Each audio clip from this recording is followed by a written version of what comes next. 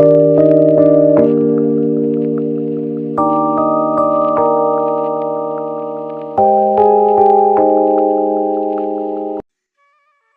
संबंध है श्री राम का पितृपक्ष से, और पितृपक्ष में क्यों कराया जाता है कौवों को भोजन? इन दिनों हिंदू धर्म में बेहद महत्वपूर्ण माना जाने वाला पितृपक्ष चल रहा है। इस दौरान लोग पितरों की आत्मा की शांति के लिए उनका पिंडदान, तर्पण और श्राद्ध कर्म करते हैं। वहीं आपने देखा होगा कि श्राद्ध के दौरान लोग कौवों को भोजन कराते हैं। परंतु क्या आप जानते हैं कि इसके पीछे की वजह क्या है? धर्मशास्त्रों में जिस तरह से सभी चीजों के पीछे कोई न कोई वजह बताई गई है, ठीक उसी तरह से धार्मिक ग्रंथों में इसके बारे में भी बताया गया है कि आखिर पितृपक्ष में कौवों को भोजन क्यों कराया जाता है। ग्रंथों के मुताबिक यह पौराणिक कथा से जुड़ा हुआ है। आइए जानते हैं इसके बारे में। आम दिनों में कौवों का घर आना लोग अशुभ मानते हैं, परंतु पितृपक्ष के दौरान वही लोग इनका इंतजार करते हैं। हिंदू धर्म में श्राद्ध पक्ष में कई विशिष्ट अनुष्ठान किए जाते हैं, जिनमें से एक है पंचबलि। इसमें 5 अलग अलग जीवों के लिए भोजन का अंश निकाला जाता है। गाय, कुत्ता, कौवा, देवता और चींटियां।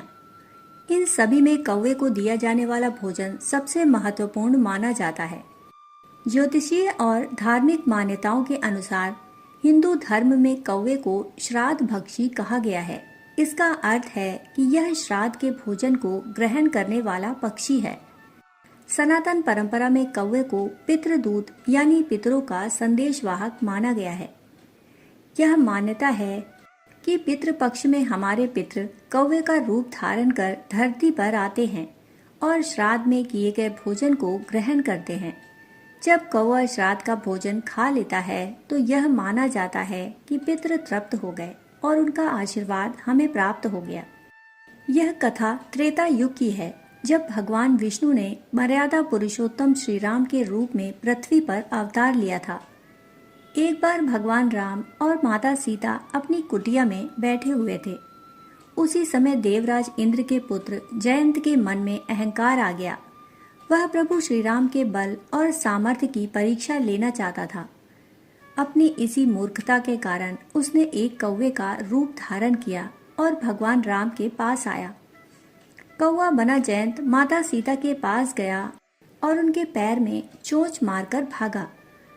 माता सीता के पैर से रक्त बहने लगा, जिससे उन्हें अत्यंत पीड़ा हुई। यह देखकर भगवान राम को जयंत के इस दुस्साहस पर क्रोध आया। उन्होंने बिना देर किए एक तिनके को ही ब्रह्मास्त्र में बदल दिया और उस कौवे के पीछे छोड़ दिया। ब्रह्मास्त्र तिनके के रूप में जयंत के पीछे लग गया। जयंत उस बाण से बचने के लिए तीनों लोकों में भागा। वह सबसे पहले अपने पिता इंद्र के पास गया, परंतु इंद्र ने उसे श्री राम के विरोधी के रूप में देखकर शरण देने से मना कर दिया।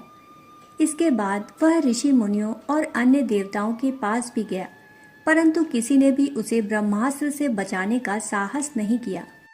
अंत में देवर्षि नारद ने उसे समझाया कि भगवान राम ही एकमात्र ऐसे हैं जो उसे इस संकट से बचा सकते हैं। जयंत तुरंत भगवान राम की शरण में गया और अपने किए के लिए उनसे क्षमा मांगी। जब जयंत ने प्रभु राम के चरणों में अपना सिर झुकाया तो राम ने उनसे पूछा, तुम्हें इस बाण से मुक्ति कैसे दी जाए? यह तो ब्रह्मास्त्र है और इसका कोई निवारण नहीं।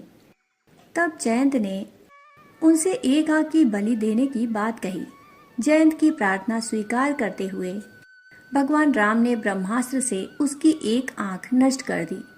इस घटना के बाद जब जयंत ने भगवान राम की स्तुति की तो श्री राम ने उसे यह वरदान दिया कि आज से तुम्हें श्राद्ध और तर्पण का प्रतीक माना जाएगा। जो भी व्यक्ति पितृपक्ष में तुम्हें भोजन कराएगा उसे यह माना जाएगा कि उसने सीधे अपने पितरों को भोजन कराया है। तुम्हें दिया गया भोजन तुम्हारे माध्यम से पितरों तक पहुंचेगा। इसी वरदान के कारण कौवा पितरों का प्रतिनिधि बन गया। तब से यह मान्यता चली आ रही है कि पितृपक्ष में कौवे को भोजन कराना अत्यंत शुभ और फलदायी होता है। कौवे के महत्व को कई पौराणिक कथाओं से भी जोड़ा गया है। यह भी कहा जाता है कि कौवे ने भी अमृत की कुछ बूंदें पी ली थीं, जिसके कारण वह अमर हो गया। दोस्तों, कहानी सुनने के लिए आप सभी का बहुत बहुत आभार। फिर मिलते हैं ऐसी ही पौराणिक कहानी के साथ। तब तक के लिए धन्यवाद।